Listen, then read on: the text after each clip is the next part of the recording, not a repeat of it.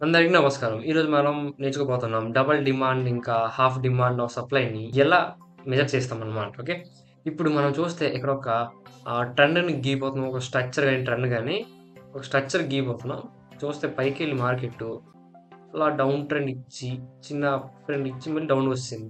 మనం నార్మల్‌గా ఏం చేస్తామంటే బ్యాక్‌లో ఉన్న సప్లైని మెజర్ చేసి మళ్ళీ, మళ్ళీ వచ్చిన సప్లైని మళ్ళీ వచ్చిన దగ్గర సప్లైని దాన్ని అప్లై చేసేద్దాం మనం. అప్లై చేసిన తర్వాత క్యూఎఫ్ఎల్ పెడతాం.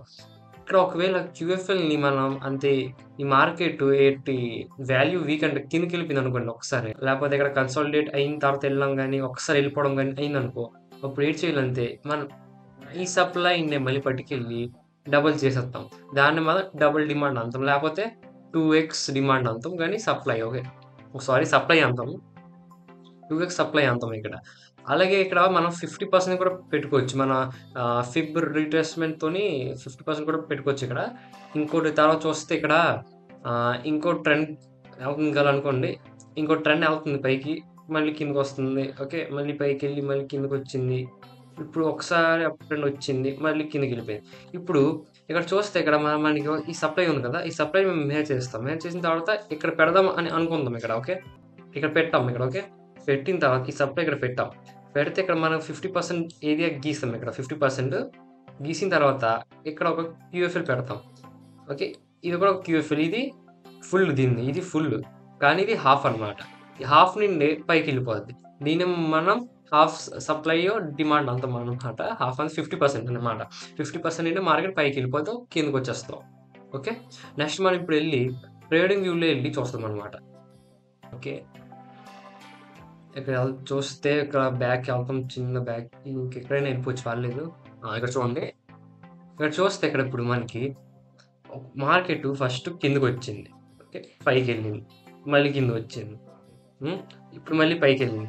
మనం ఏటి చేస్తాం అంతే సింపుల్‌గా మనం ఈ డిమాండ్ ఉందా? ఈ డిమాండ్‌ని దీంతో మేజర్ చేస్తాం. నెక్స్ట్ డిమాండ్‌తో ఓకే. ఇక్కడ క్యూఎఫ్ఎల్ పెడదాం. ఆల్రెడీ పెట్టాను ఇక్కడ. క్యూఎఫ్ఎల్ పెడతాం కదా! క్యూఎఫ్ఎల్ పెట్టిన తర్వాత ఇక్కడ నుండి చూస్తే మార్కెట్ ఇటు వాల్యూ ఇవ్వలేదు మా క్యూఎఫ్ఎల్‌కి అన్నమాట. ఒక్కసారి పైకెళ్ళిపోయింది. చూస్తే ఇక్కడ జూమ్ చేస్తాను. జూమ్ చేస్తే చూడండి ఇక్కడ ఒక ఐఎఫ్‌సి క్యాండిల్ ఇచ్చి పైకెళ్ళిపోయింది. ఇక్కడ వాల్యూ ఏటి ఇవ్వలేదు మా క్యూఎఫ్ఎల్‌కి. ఇవ్వకపోతే అప్పుడు మనం ఏటి చేయాలంటే ఈ డిమాండ్ ఉందా? ఈ డిమాండ్‌ని మనం డబుల్ చేసేయాలి.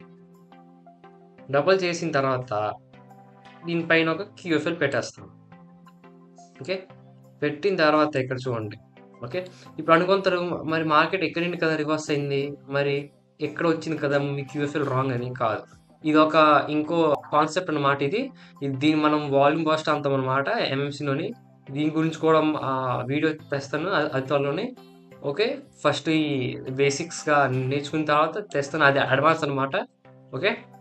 దాని తర్వాత చూస్తే ఇక్కడ జూమ్ చేసి చూస్తే మనకి మా ఏరియా నుండి చూస్తే ఇక్కడ ఒక బులిష్ ప్యాటర్న్ వచ్చింది. మార్నింగ్ స్టార్ కూడా అనుకోవచ్చు. 3 క్యాండిల్‌లు కంబైన్ చేస్తే మార్నింగ్ స్టార్ కూడా అనొచ్చు దీన్ని. ఓకే. దాంతోని మార్కెట్ పైకెళ్ళిపోయింది. అలాగే ఇప్పుడు ఇది డబుల్ అన్నమాట. అలాగే డబుల్ ఇప్పుడు మనం హాఫ్ చూస్తాం. హాఫ్ డిమాండ్ సప్లైని ఇక్కడ చూస్తే చూడండి ఇక్కడ. ఇక్కడ మనకి